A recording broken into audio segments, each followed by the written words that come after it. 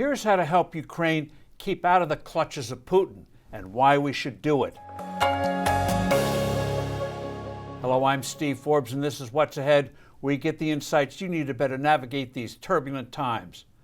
Vladimir Putin has never made it a secret that if the old Soviet Union can't be put back together as one nation, it broke into 15 separate countries in 1991, then he wants the next best thing, that those states, which Russians call the near abroad, should be under the virtual control of Moscow, both politically and economically.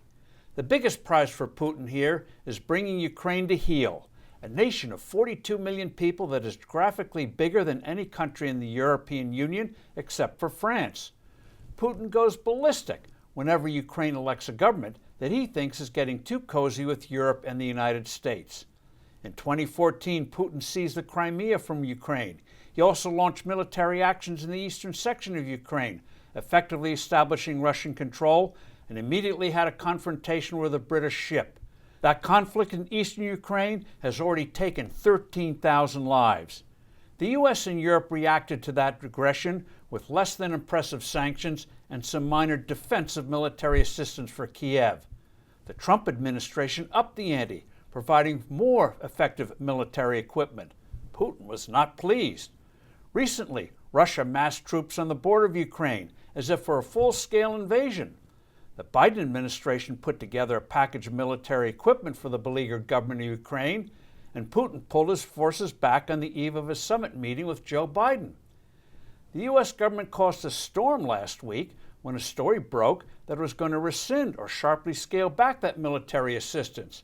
An embarrassed White House hastily backtracked, and rightly so, given what is happening now. But for how long will Putin keep his troops on the border of Ukraine? Ukrainian President Vladimir Zelensky will soon be traveling here to visit with President Biden. If measures are pursued that will genuinely help preserve Ukrainian independence, that will immensely help the security of the rest of Europe and ultimately our own. That's because another big goal of Putin is to undermine Europe's close ties to the U.S. and make Russia the dominant power there, an objective Moscow has had since World War II. That would not be good for our future safety and economic growth, to say the least. That's why Biden should reverse his decision not to block the construction of a natural gas pipeline that'll hurt both Ukraine and make Germany more dependent on Putin's goodwill for a critical source of energy. More effective military aid should be provided, enough for Kiev to counter Putin's moves in eastern Ukraine without provoking a full-scale war.